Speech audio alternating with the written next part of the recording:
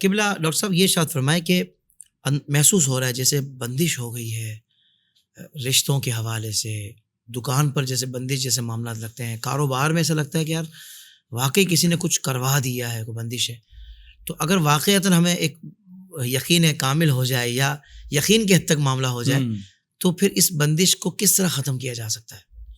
دیکھیں، ایک تو بندش کا لفظ صحیح نہیں ہے. اچھا، یہ نہیں کہنا چاہیے کہ بندش ہو گئی. اس میں یہ ہوتا ہے کہ رکاوٹ ہو جاتی ہے. رکاوٹ جیسے ایک کام آج ہونا ہے وہ 1 مہینے بعد ہوگا. ایک گاہک آج آنا تھا، ایک پارٹی آج آنی تھی، آپ سے بات چیت ہونی تھی، وہ ڈیلے ہو گئی، وہ 1 ہفتے بعد ہوگا. اس قسم کی چیزیں کرتے ہیں اور یہ ہوتی ہیں. یہ ہوتی ہیں، جی ہاں، یہ ہوتی. یہ جو جگہ جگہ بیٹھے ہیں نا، آپ دیکھتے ہیں بورڈ لگے ہوئے ہیں کہ جی آ جاؤ ہمارے پاس، یہ کالے پیلے نیلے، جی کالے پیلے، یہ لوگ اس قسم کی چیزیں کرتے ہیں اور اب بھی ہیں یہ چیزیں. کوئی چیز ایسی پڑھ کے کسی جانور کے ناخن وہ جا کے خاموشی سے رکھوا دیے دکان میں، پتہ چلا کہ گاہک آ رہے ہیں، دکان بھری ہوئی ہے، سیل نہیں ہو رہی. اب وہ بیچارہ پریشان ہے کہ یہ کیا مسئلہ ہے. آ کے مال پسند کیا، چلو بعد میں دیکھ لیں گے، چلے گئے. دوسرا آیا، یہ تیسرا، پورا دن گزر گیا، 1 روپے کی سیل. یہ گندا عمل کر رکھا، گندا عمل، یہ جادو وغیرہ سفلی، اس سے یہ چیز رکاوٹ ڈالی جاتی ہے. تھوڑا ساتھ ہی یہ بھی بتا دیجیے گا کہ یہ جو کروانے کے لیے جا رہا ہے اس پر بھی جی اس پہ ایسا بھی نہ ہو کہ گناہ آپ ہے. کی یہ اور بات جو آدھی سن کر کوئی نکل جائے گا اچھا ہو جاتا ہے اس کو نہیں چھوڑوں گا فلاں کو. میں نے کہا اسے بھی حضور ہے. یہ بھی آپ نے صحیح کہا، کیونکہ ہر ایک کی ذہنیت الگ ہے نا. بہت علم سے دوری نا، حضور دین سے ہاں دوری. بالکل بالکل. نہیں نہیں، یہ کروانا بھی گناہ ہے جی. اور کرنے والا تو ویسے ہی ظاہر ہے وہ تو دین سے ہی خارج ہے. کیونکہ جب تک وہ غلط عمل نہیں کرے گا تو کیسے وہ یہ کرے گا. مطلب نماز روزہ اگر وہ کرے گا تو غلط عمل نہیں کر سکتا. وہ تو گندا رہے گا، گندے عمل کرے گا، جو بھی شریعت نے منع کیا ہے، شیطانیت ہے نا.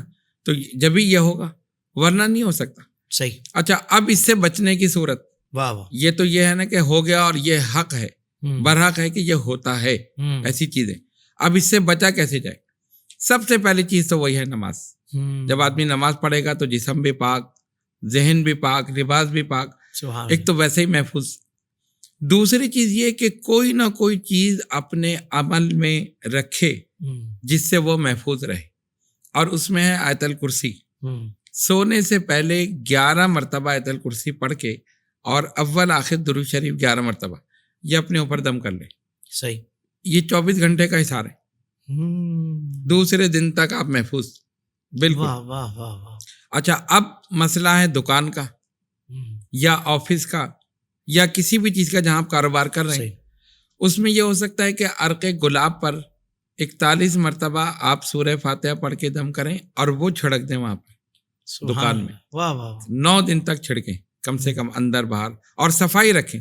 یعنی ہوتا ہے نا بعض چیزیں رکھ دیتے ہیں، کسی نوکر کو پیسے دے دیے، یہ قالین کے نیچے دبا دینا، یہ فلاں چیز رکھ دینا. تو ایک تو بالکل صفائی رکھیں. ہاں، کوئی چیز ایسی نہ ہو. تلاوت قرآن اگر ہو سکے تو وہاں ہو، نقش وغیرہ لگا دیں. سبحان اللہ. تو انشاءاللہ دکان، دفتر، مکان، ہر چیز محفوظ. سبحان اللہ. یہ چیزیں ہوتی ہیں. ایک تو نماز سے دوری، دوسرے تلاوت قرآن سے دوری، تیسرے گندگی. بہت سے گھر ایسی جگہ ہے نا جیسے وہ کہتے ہیں پیچھے گندی گلی ہے، وہاں سے گزرنا ہوتا ہے، اب آپ اس کی صفائی نہیں کراتے. اچھا، اس کی وجہ سے گھر میں بھی گندگی ہے، تو اس کی وجہ سے بھی یہ جادو بھی عمل اثر کرتا ہے فوراً، اور اثرات بھی، گندے اثرات بھی آتے ہیں. صحیح. اگر آپ گھر کو صاف ستھرا رکھیں نا، پاکی ناپاکی کا خیال رکھیں، جیسے بچے کر دیتے ہیں، فوراً اس کو صاف کیا جائے. گھر اتنا پاک ہو کہ آپ کہیں بھی نماز پڑھ سکیں. سبحان اللہ. ایسا ہو. کیا بات. پھر آپ دیکھیں یہ چیزیں اثر نہیں کرتی. بہت اچھا. ہاں، مین وجہ یہی ہے، ہم توجہ نہیں دیتے، ہماری خواتین توجہ نہیں دیتی.